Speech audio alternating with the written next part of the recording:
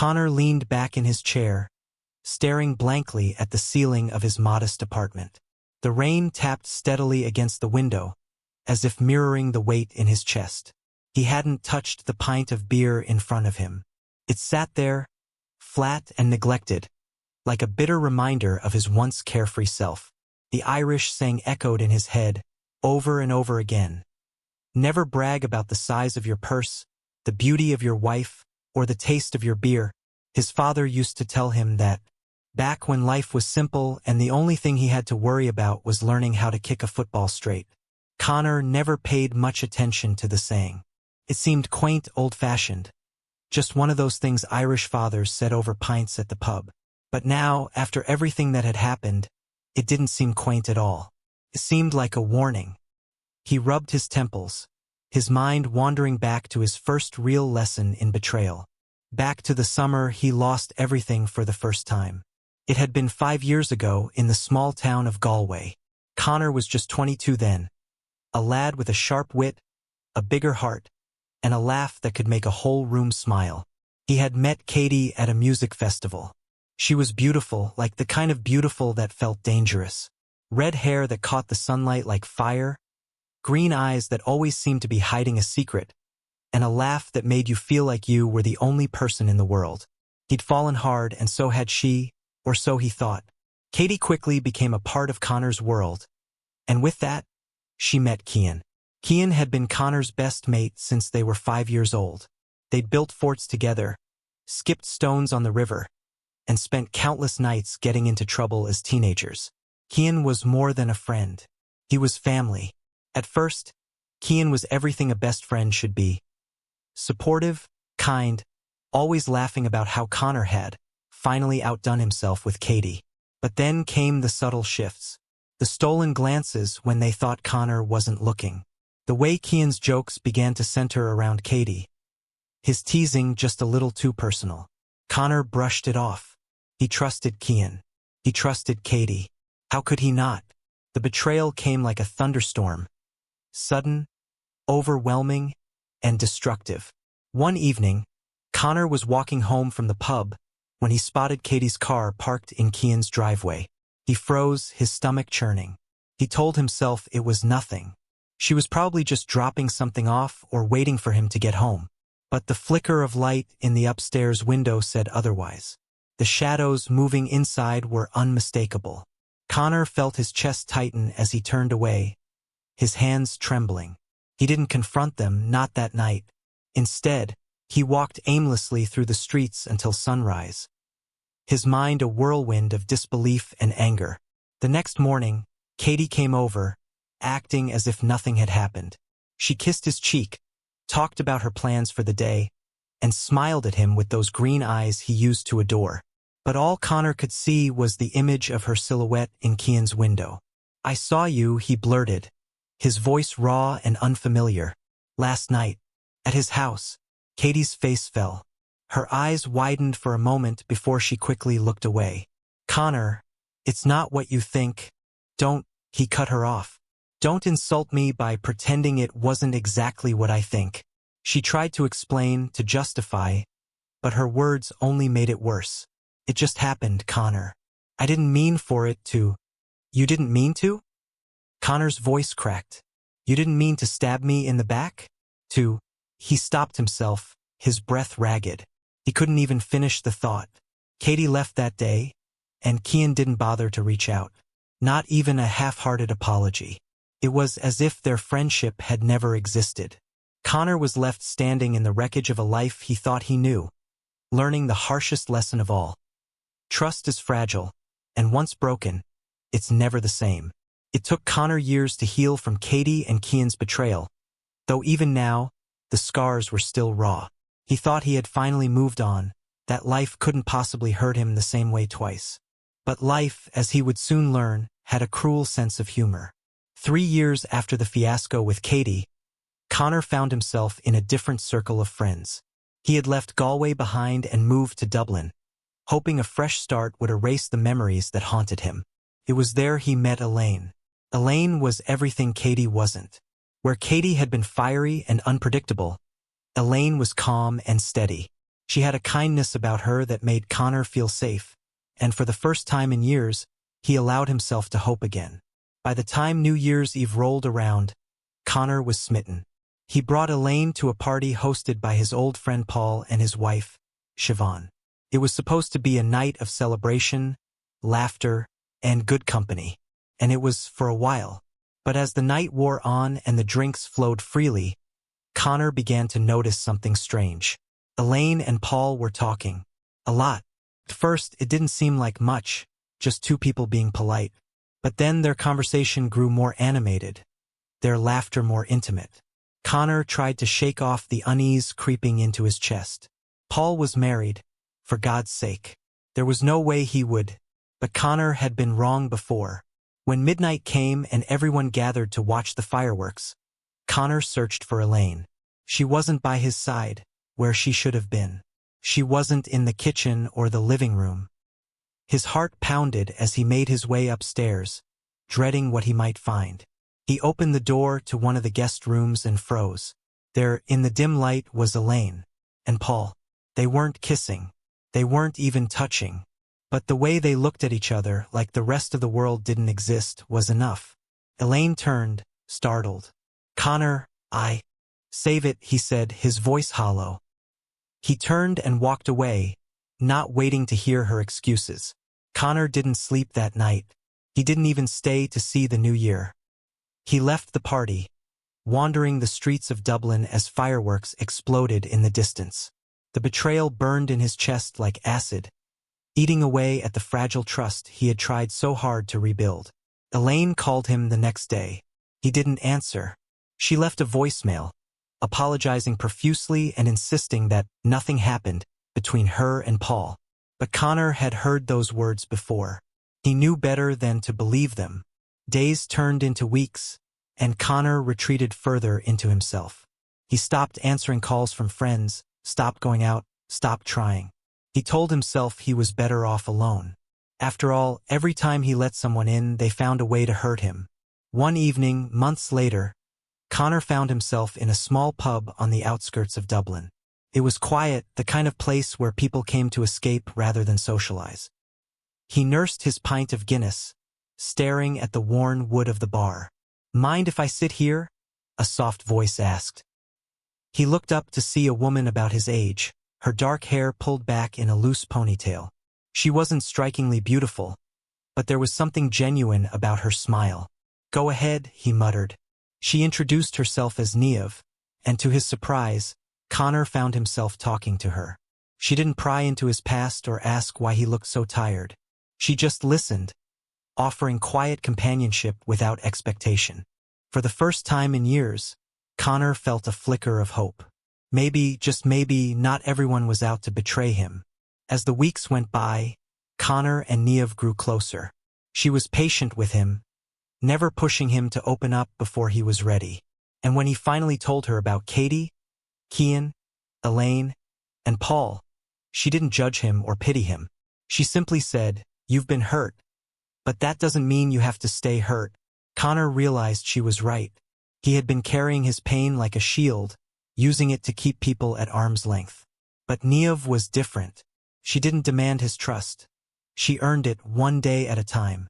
It wasn't easy, but slowly, Connor began to let go of the bitterness that had consumed him. He realized that while betrayal was a part of his story, it didn't have to define him. And as he sat with Niamh one evening, watching the sun set over the Dublin skyline, he felt something he hadn't felt in a long time: peace. For the first time in years, Connor felt like he was rebuilding himself. Niamh had become a steady presence in his life, someone who didn't try to fix him but gave him the space to heal on his own. Their connection felt natural, unforced. A welcome change from the toxic whirlwind of betrayal that had followed him for so long. But as much as Connor wanted to leave the past behind, the shadows of his old wounds refused to let him go. One night, while scrolling aimlessly through social media, Connor stumbled across a photo that made his stomach twist. It was Cian, his former best friend, smiling with Katie in what appeared to be an engagement announcement.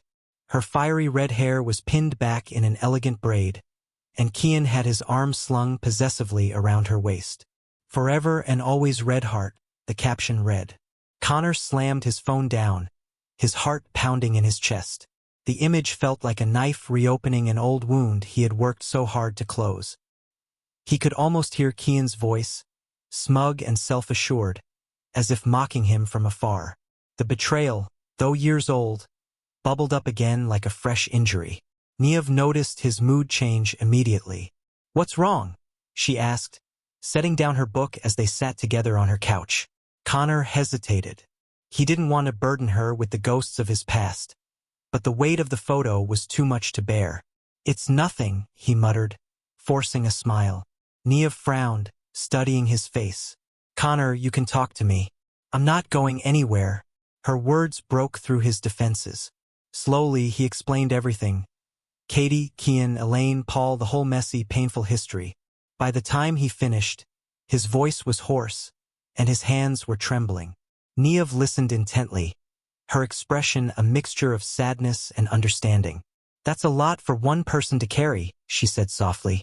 "No wonder you've been so guarded." "I thought I was over it," Connor admitted, running a hand through his hair. "But seeing that picture, it's like it all came rushing back. I feel like an idiot for letting it bother me." "You're not an idiot," Niev said firmly. "You were hurt, deeply, by people you trusted.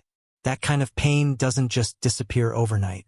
But you can't let them keep taking up space in your life, Connor. They don't deserve it." Her words stayed with him long after he left her apartment that night. Connor knew Niev was right, but knowing and doing were two different things. The photo of Katie and Kian haunted him, and no matter how hard he tried, he couldn't shake the feeling of betrayal. He hated that they still had this kind of power over him. So one rainy Saturday afternoon, Connor made a decision. He pulled out his phone and scrolled through his contacts until he found the number he hadn't dialed in years. Kian's. His thumb hovered over the call button. Part of him wanted to delete the number and move on, but another part, the part that had been screaming for closure, pressed the button before he could change his mind. The phone rang once, twice, and then a familiar voice answered. "Hello." Connor's heart pounded. "Kian, it's Connor." There was a pause on the other end, and then, "Connor? Wow, I didn't expect to hear from you. What's going on?" "I think we need to talk," Connor said, his voice steady despite the storm brewing inside him. Face to face. Kian agreed to meet him at a quiet pub on the outskirts of town. When Connor walked in, he saw Kian sitting at a corner table, looking older but just as cocky as ever. The sight of him stirred a mix of anger and sadness in Connor's chest. "Connor," Kian said, standing to greet him, "it's been a while." "Yeah," Connor replied curtly, taking a seat across from him. "It has." For a moment, neither of them spoke. The air between them was thick with unspoken tension. Finally, Connor broke the silence. "Why did you do it?" he asked, his voice raw. "Why did you betray me like that?" Kian shifted uncomfortably, avoiding Connor's gaze. "Look, I know I messed up. I should have handled things differently, but I fell for Katie. I didn't mean to hurt you, but I couldn't ignore how I felt." Connor stared at him, his jaw clenched. "You didn't just fall for her, Kian. You made a choice. You chose her over our friendship. And then you didn't even have the decency to apologize." Kian sighed, running a hand through his hair. "You're right. I was selfish. I didn't think about what I was doing to you. I'm sorry, Connor. I really am." The apology felt hollow, but Connor realized it wasn't about whether Kian's words were genuine. It was about letting go. For years, he had carried the weight of Kian's betrayal, allowing it to shape how he viewed the world. But in that moment, he saw Kian for what he truly was. A flawed, selfish man who didn't deserve the power Connor had given him. "Thank you for saying that," Connor said, his voice calm. "But I don't think I can ever forgive you." Kian nodded, a flicker of regret crossing his face. "I understand." As Connor walked out of the pub, he felt lighter. The closure he had sought for so long was finally his. Connor's conversation with Kian was a turning point, but it wasn't the end of his journey. Trust was still a fragile thing, and as much as he cared for Niev, part of him couldn't help but keep his guard up. One evening, Niev invited Connor to a dinner party at her friend's house. It was the first time he would meet her closest friends, and he was nervous. What if they didn't like him? What if he saw something in Niamh's interactions with them that made him doubt her? The evening started off well enough. Niamh's friends were warm and welcoming, and Connor found himself relaxing as the night went on. But then he noticed something, or rather, someone. One of Niamh's friends, a charming guy named Declan, seemed to be a little too attentive to her. He laughed a little too loudly at her jokes, leaned a little too close when he spoke to her, and kept finding excuses to touch her arm. Connor's stomach churned. Memories of Elaine and Paul flooded his mind, and he felt a surge of panic. Was it happening again? Was he about to be betrayed all over again? When they got home that night, Connor couldn't hold it in any longer. "Do you have something going on with Declan?" he blurted out, his voice harsher than he intended. Niamh's eyes widened in shock. "What? No, of course not. Connor, where is this coming from?" "I saw the way he looked at you," Connor said, his voice trembling. "And the way you didn't stop him from—" "Stop him from what?" Niamh interrupted, her tone rising. "Being friendly? Connor, I'm with you. I don't know what's going on in your head, but I need you to trust me." Connor felt a wave of shame wash over him. She was right. Declan's behavior had triggered his insecurities, but Niamh hadn't done anything wrong. "I'm sorry," he said quietly. "It's just, I've been hurt before. It's hard for me to let my guard down." Niamh softened, stepping closer to him. "I know, Connor, and I'm not going to hurt you, but you have to give me a chance. Otherwise, this will never work." Connor nodded, resolving to work on his trust issues. He didn't want to lose Niamh, not because of his past. Over the next few months, Connor and Niamh's relationship grew stronger. He made a conscious effort to let go of his insecurities, to trust her fully and appreciate the love they had built together. One evening, as they sat on the beach watching the sunset, Niamh turned to him with a smile. "I've been thinking," she said. "We should go to Galway." Connor's heart skipped a beat. "Galway? Why?" "I know it's where a lot of your pain started," she said gently. "But maybe it's time to reclaim it, to make new memories there." Connor hesitated. The thought of returning to Galway filled him with dread. But he knew Niamh was right. He couldn't keep running from his past. "Okay," he said finally. "Let's do it." Walking through the streets of Galway with Niamh by his side felt surreal. Everywhere he looked, memories threatened to resurface, but Niamh's presence kept him grounded. They visited the music festival where he had first met Katie, but this time it didn't feel painful. It felt like just another place, a backdrop to a story he no longer cared to tell. As they stood on the cliffs overlooking the ocean, Connor took a deep breath. For the first time in years, he felt truly free. Free from the betrayals that had haunted him, free from the bitterness that had consumed him. He turned to Niamh and smiled. "Thank you," he said softly. "For what?" she asked, her eyes sparkling. "For showing me that the past doesn't have to define the future." Niamh squeezed his hand. "The future is ours, Connor. Let's make it a good one." And for the first time in a long time, Connor believed that was possible.